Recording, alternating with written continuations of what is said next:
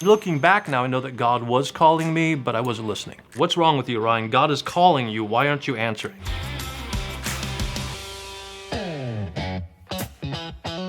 When you think of the norm or the expectation of what clergy will look like, when deacon, priest, bishop, whatever it might be, I knew that, the punk rock, rockabilly guy wasn't really what I saw the norm was. I mean, look, I'm still the little punk rock kid that fell in love with this guy Jesus and the Gospels when I was, a preteen and a teen because I loved how rebellious he was. You got Jesus on the Mount of Beatitudes, Jesus sitting down with the sinner, but you've also got table flipping Jesus, which I like because he teaches us about that zeal and that fervor for our faith, for God's house, for one another. That's punk rock.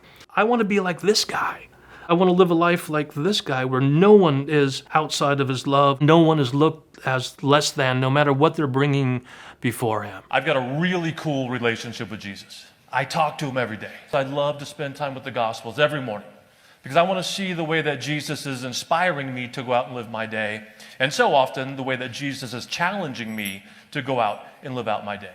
When I first started going back to Mass, I kind of tiptoed into the back and sat in the back pew, felt someone put their hand on me, and I immediately was like, oh man, they're not gonna want me sitting here looking like this. I'll never forget Monsignor Kiefer, and he was like, I see the church has a new bodyguard.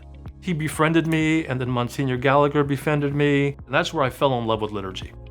When Monsignor Bob Gallagher approached me about becoming a deacon, honestly, it took over a year for me to say yes. He got upset with me, and I understand why, because I was always afraid that my appearance was going to hold me back. Monsignor Gabe Gonzalez, he said, what's wrong with you, Ryan? God is calling you. Why aren't you answering? And I was like, that was it. I was starting to feel it now. I was like, I want to do this. I want to serve the church. I want to enter into ordained life, to proclaim the gospel, to preach about the gospel. God spoke through a community that I loved, and deacons and priests that I loved and respected for me to really listen. If you ask God what he wants you to do and you're listening, he's going to put you to work.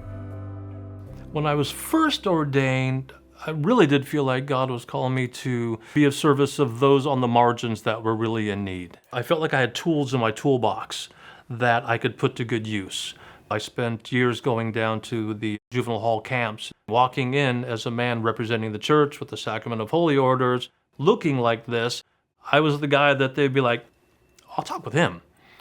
So use it, right? It's like, if I look like this, let's use that. The inspiration just to become a better man really came from my wife. She had lived and continues to live a life of service. And I wanted to kind of emulate what she was doing and be a man of service. We also have our joint ministries where we can come together and kind of be a little powerhouse Catholic couple. Children never came into the marriage. So for us, when we created this mission, it had to be about children because it was our way of feeling like spiritual parents to hundreds of children in the Holy Land. The reality is that so many children in Gaza have been orphaned, so they're going into the Holy Family Children's Home creche that we're sponsoring this year. They take them in, they love them, they work with them. They hopefully are able to put them into families that are looking for a child to love.